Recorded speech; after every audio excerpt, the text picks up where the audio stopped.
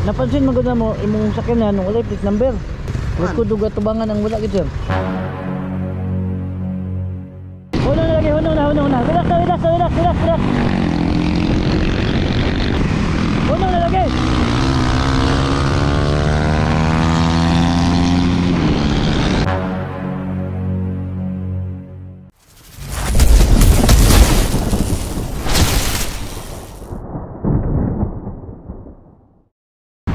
Magandang umaga sa inyong lahat.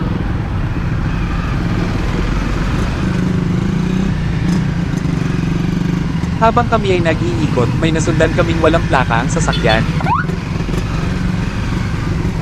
Walang plate number. Sir. Dugar. Aduh.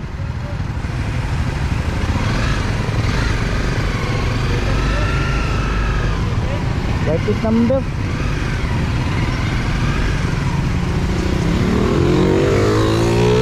Parang natakot ang nakamotor, biglang yumarurot. Sir.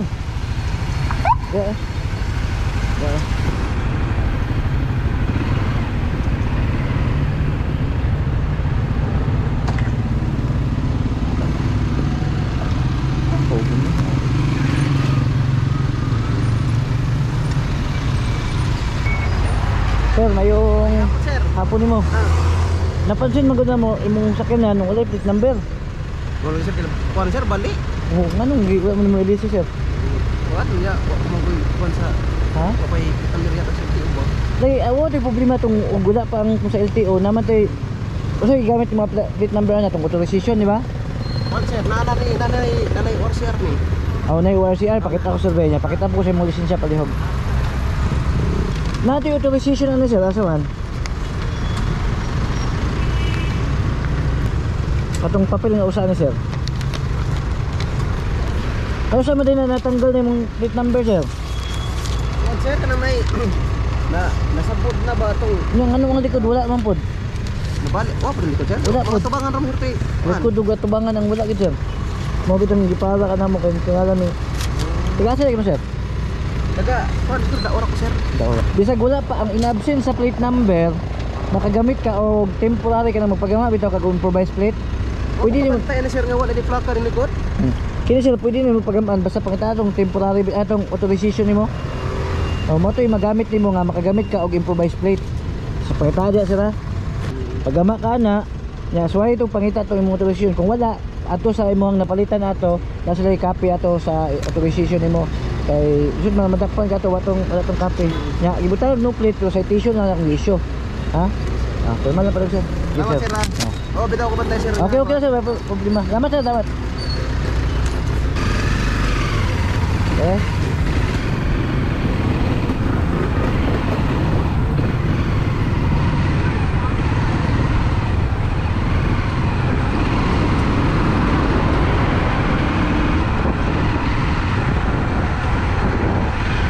Habang kami ay patuloy na nag-iikot at nagre-ronda, may nasundan naman kami na minor de edad at ang motor na dala niya ay walang side mirror. Sinubukan namin itong lapitan at bigla na lang nagbahararo sa motor at tumakbo. Sa una pa lang ay medyo balisa na ito at di mapakali ng aming nalapitan. Mahina pa ang takbo ng una dahil na rin sa dami ng sasakyan sa daan.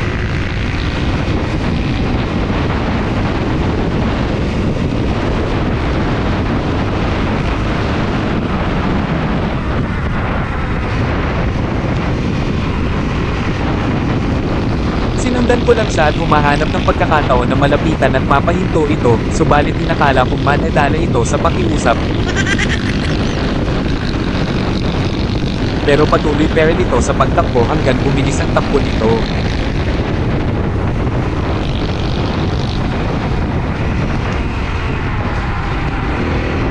Mali-mali pa ang nadaanan ko kaya mas naiwan tayo.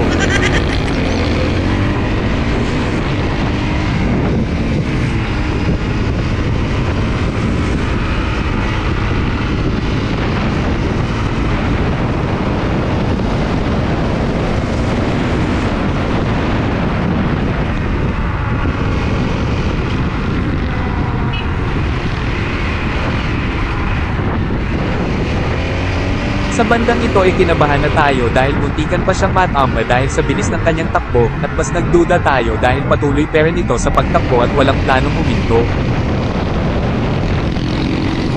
Ilang beses na natin naabutan at sinubukang kausapin na huminahon at humento pero kahit anong pakiusap natin ay hindi pere nakinig at patuloy sa pagpapahabol. Relax ba, hoy? Hindi naman natin pwede hawakan o itulak para mapahinto, ang pwede lang natin gawin ay pakiusapan para maiwasan na rin ang disgrasya.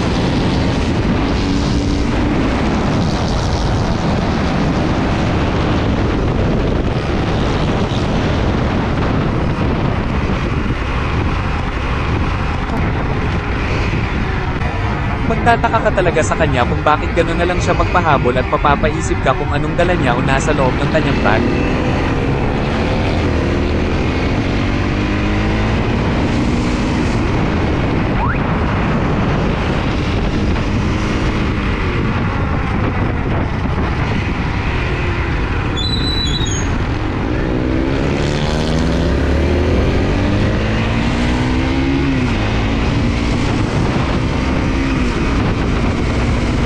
May iilan din sa ating mga motorista na kahit nakasere na tayo ay hindi pero marunong mag-give way.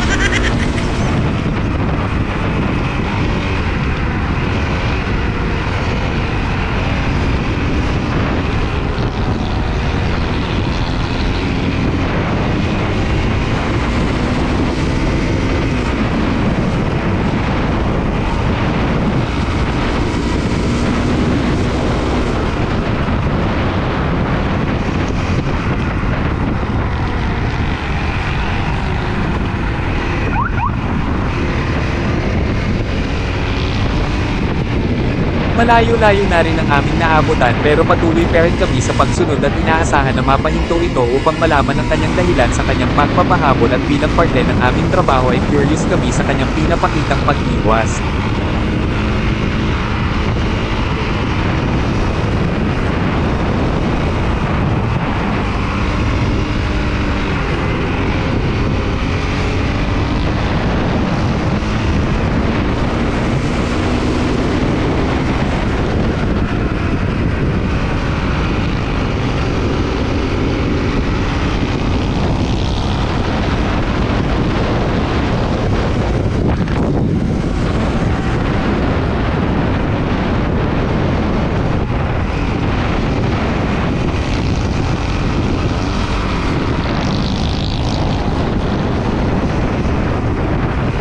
Ganito kahirap habulin ng mga malalakas ang loob at mabibilis magpatakbo pero iniisip pa rin natin ang ating kaligtasan kaya limitado lang din tayo sa ating takbo.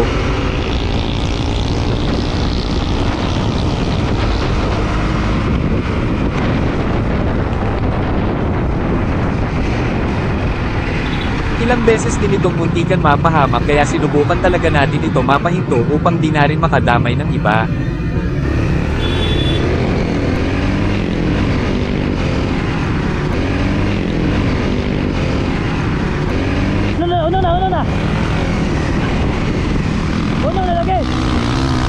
At nang naabutan ulit natin at pinahinto at kumaripan na naman ito ng takbo.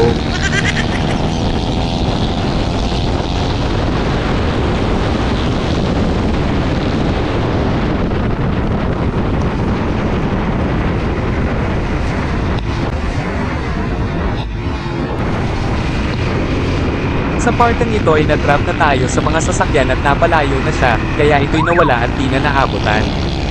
Ito ang patunay na matibay at malalakas din ng mga naka-raider 150 at sinibak ang CRF namin sa habulan pero nakuha naman natin ang plate number para may matrace tayo. Hindi na natin naabutan sa bilis ng takbo at iilan na rin ang mga nakatakas pero paalala pa rin natin sa mga motorista na mag-ingat sa pagpapahabol upang maiwasan ang sakuna.